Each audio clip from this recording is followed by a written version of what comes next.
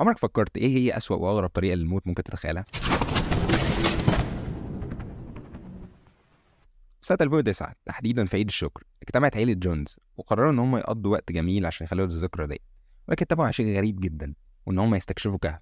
وتحديدا ده كان اقتراح الاخ الاكبر جون جونز. جون جونز هو شاب عادي عنده 26 سنة، بيدرس الطب، متجوز وعنده بنت. كان عنده روح المغامرة عالية جدا، وكان معتبر نفسه مستكشف كهوف محترف. قرر ساعتها ان هم يستكشفوا كهف نوتي بوسي باعتباره ان هو كهف للمبتدئين. كهف نوتي بوتي بيتكون من ممرات ضيقه جدا وصعب ان انت تعدي فيها، واهمها ممر الولاده وممر تاني اسمه الزحف خلال الشريان. وطبعا في حبه من المحترفين هم اللي قدروا ان هم يعدوا الممرات ديت، على الرغم من ان الكهف اتقفل كذا مره لفترات كبيره من الزمن، لان كان في ناس كتير بتتحشر جوه ما بتعرفش تطلع. نروح ليوم الاستكشاف. الساعة 8 بالليل يوم 8 نوفمبر، جون جمع هو واخوه جوش 9 من صحابهم. اتقسموا لمجموعتين، مجموعة تستكشف الجزء الأقل خطورة من الكهف، ومجموعة تانية ودي اللي منها جون هتستكشف الجزء الأخطر اللي فيه ممر الولادة. كانت الخطة إن هم يعدوا ممر الولادة ويوصلوا لأوضة صغيرة في نهاية الممر، ويلتفوا بالراحة وحذر ويرجعوا تاني لورا. ولكن كان في طريق منطقة ضيقة وملتوية اسمها اللولب.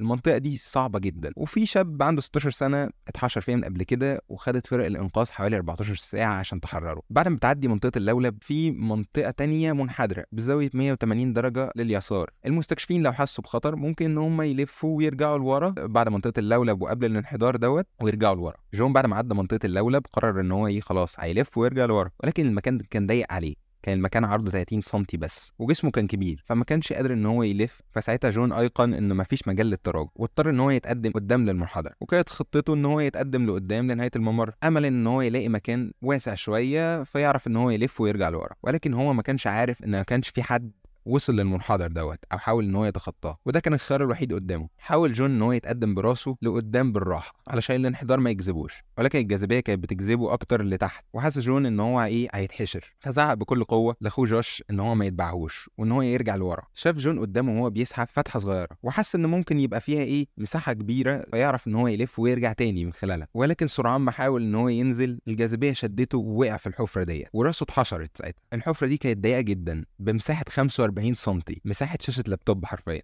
ساعتها أيقن جون إن هو لقى نفسه محشور بزاوية رأسية بشكل مقلوب تقريبا. حاول إن هو يرجع لورا، ولكن دراعه كانت محشورة تحت صدره، ودراعه التانية كانت محشورة بين الصخور اللي جنبه. قعد يصرخ جون بينادي على جوش عشان يساعده. جوش عرف إن أخوه في خطر، فحاول إن هو يرجع عشان يشوفه، ولكن قعد يتقدم برجله الأول ومش براسه، وقدر إن هو يشوف رجل أخوه وهو محشور في الحفرة. حاول إنه يسحبه برجله، ولكن بعد عدد من محاولات كتير ما قدرش إن هو يعمل حاجة. أدرك ساعتها جوش إن هو لازم يجيب فرق الإنقاذ عشان تساعد أخوه، وخرج عشان يستدعيه. ولكن بسبب ان المكان كان ضيق على جون ما كانش قادر ياخد نفسه، كان بياخد نفس بسيط وسطحي علشان صدره كان محشور ما بين ايده والصخور. بعد 3 ساعات وصلت سوزي من فريق الانقاذ وطمأنت جون ان هو ان هو هيقدروا يخرجوه. ربطت حبل حوالين رجليه وحاولوا ان هم يسحبوه، ولكن الامر ده كان صعب لان الحبل كان بيحتك في الصخور وبيعمل مقاومه شديده. غيروا الخطه وان هم ان هم يربطوا كذا حبل برجله ويسحبوه.